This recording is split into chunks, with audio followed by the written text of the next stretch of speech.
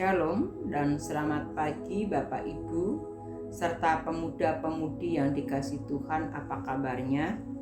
Ya, kami berharap semua baik dalam perlindungan Tuhan.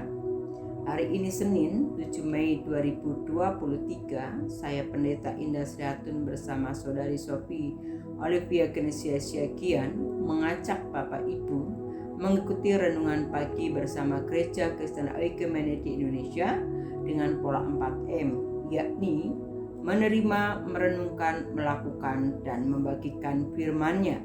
Renungan kali ini mengambil tema gelisahkah hatimu? Untuk mengawal renungan pada pagi hari ini, marilah kita bersatu dalam doa. Tuhan, hari ini kami hendak merenungkan kebenaran firman Allah. Tuntunlah kami untuk mengerti kebenaran firman-Mu, percaya kepadamu dan percaya kepada Allah, bahwa Engkau akan melakukan kehendak-Mu atas kehidupan kami. Dalam nama Tuhan Yesus kami berdoa dan mengucap syukur. Amin.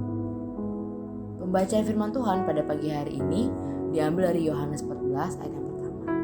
Janganlah gelisah hatimu, percayalah kepada Allah, percayalah juga kepadaku. Mari kita akan merenungkan pembacaan firman tadi dengan pertanyaan berikut ini. 1. Apa yang menjadi alasan Yesus berkata, janganlah gelisah hatimu?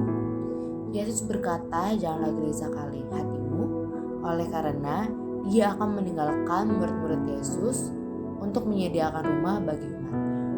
Apa yang menyebabkan seseorang menjadi gelisah? Biasanya seseorang menjadi gelisah karena ada sesuatu yang menggelisahkan dalam hidupnya. Misalkan pekerjaan deadline harus segera diselesaikan, pada waktunya sudah limit, gelisah karena seolah-olah tidak dapat masa depan, gelisah juga apakah aku dapat masuk surga setelah mati. Terima kasih untuk semua jawabannya.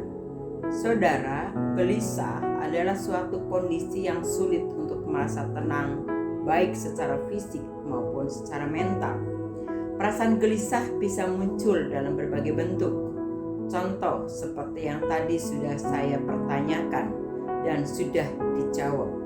Kegelisahan seperti itu memunculkan karena rasa tidak nyaman dalam hati. Ketika Yesus bersabda, janganlah gelisah hatimu, ini dilatar belakangi pernyataan dalam Yohanes 13 ayat 33. Hai anak-anakku, hanya seketika saja lagi aku akan bersama kamu. Kamu akan mencari aku. Dan seperti yang telah kukatakan kepada orang-orang Yahudi, ke tempat aku pergi tidak mungkin kamu datang. Demikian pula aku mengatakannya sekarang juga kepada kamu. Dan di dalam Yohanes 13 ayat yang ke-36, Simon Petrus bertanya kepada Yesus, Tuhan, kemanakah engkau pergi? Jawab Yesus, ke tempat aku pergi, engkau tidak dapat mengikuti aku sekarang, tetapi kelak engkau akan mengikuti aku. Sabda yang diucapkan menjelang keberangkatannya naik ke sorga ini kepada murid-muridnya, supaya murid-muridnya itu tidak menjadi bingung, sebab Yesus memperhatikan mereka sangat bingung dan berat hati, sepertinya belum siap rasanya ketika harus ditinggalkannya. Tapi disitulah Yesus ketika akan meninggalkannya, Dia meneguhkan murid-muridnya untuk beroleh ketenangan. Tuhan Yesus memberikan solusi dalam sabda penghiburannya dan sekaligus memberikan peneguhan kepadanya.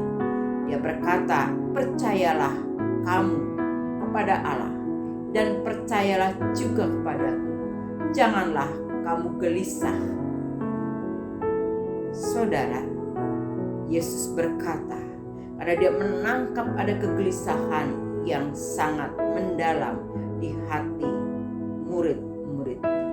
Maka Ia meneguhkan untuk tidak gelisah. Jangan menjadi gelisah dalam hatimu.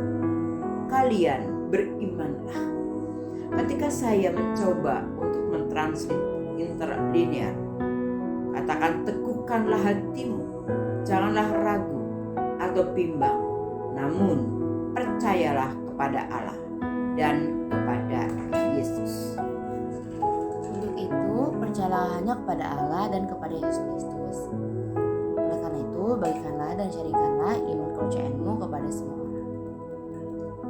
Mari kita menutupnya di dalam doa. Bapak, Ibu, Saudara sekalian, terima kasih Tuhan bahwa Engkau menjadikan hidup ini menjadi tenang, karena Engkau telah memberikan jaminan kepastian kepada kami untuk tidak hidup di dalam kegelisahan akan masa depan, dan bahkan ketika kami diperhadapkan kepada kematian.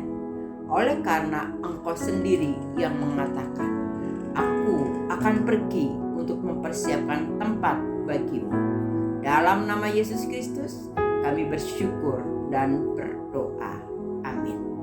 Terima kasih Bapak, Ibu, Saudara-saudari sekalian yang telah mengikuti saat teduh bersama GKO Kristus Raja Bekasi 3. Selamat beraktivitas. Tuhan Yesus memberkati kita semuanya.